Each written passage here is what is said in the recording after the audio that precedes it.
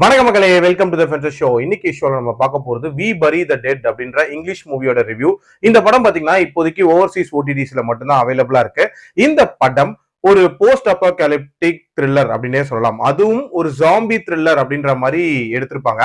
இந்த படத்தோட கதை அப்படின்னு பாத்தீங்கன்னா, ஸ்டார்டிங்லேயே ஒரு ஃபெயில்டு மிலிட்டரி ஆபரேஷனால டாஸ்மேனியா அப்படின்னு சொல்லப்படுற ஒரு பகுதியே பெரும்பாலும் பாதிக்கப்படுது. அதுல இருக்கக்கூடிய லட்சக்கணக்கான மக்கள் வந்து இறந்து போயிட்டாங்க அப்படின்ற மாதிரி சொல்றாங்க. அந்த பகுதியில தான் நம்ம ஹீரோயினோட கணவரும் இருந்திருப்பாங்க.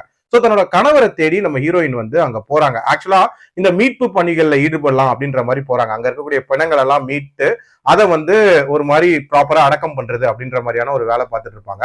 அந்த ஜேர்னில இவங்களுக்கு என்ன மாதிரியான சம்பவங்கள் நடக்குது, அங்க இறந்து போனவங்க எல்லாம் என்னவா இருக்காங்க, அண்ட் தன்னோட கணவரை பார்த்தாங்களா இல்லையா, அண்ட் டுவர்ட்ஸ் எண்ட் என்ன ஆகுது அப்படின்றத அந்த படத்தோட கதை. இந்த படத்தை ஒரு ஜாம்பி த்ரில்லர் அப்படின்னு சொல்றதை விட ஒரு கைண்ட் ஆஃப் எமோஷனல் ஜேர்னி அப்படின்னே சொல்லலாம். தன்னோட கணவர் இறந்து போயிட்டாரு, சோ அவருக்கு என்ன ஆச்சோ அப்படின்ற ஒரு பதட்டத்தோடய அவங்க போறாங்க.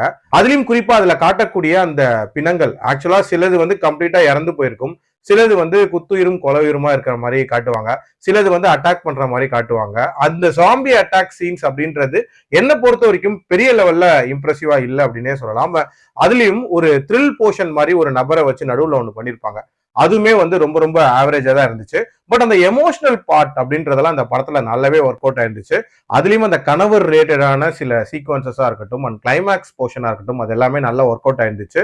ஓவரால் மேக்கிங் வைஸ் ரொம்ப நீட்டா இருந்துச்சு. பட் இன்ட்ரெஸ்டிங்கா போற படமா அப்படின்னு கேட்டீங்கன்னா அந்த அளவுக்கு இல்ல. கண்டிப்பா இனிமே பேசப் பண்ணி இன்னும் கொஞ்சம் இவென்ட்ஃபுல்லா இந்த கதையை கொடுத்துருக்கலாம். ஓவரால் ட்ரை பண்ணி பார்க்கணும்னா பாருங்க. என்னோட ரேட்டிங் 2.75 அவுட் ஆஃப் 5. அடல் கண்டென்ட்டை பொறுத்த வரைக்கும் லைட்டா லிப்லாக் சீன்ஸும் அண்ட் கோரினஸுமே இருக்கும். மற்றபடி பார்க்கலாம். மீண்டும் அடுத்த விமர்சனத்தில் சந்திக்கிறேன். நன்றி, வணக்கம்.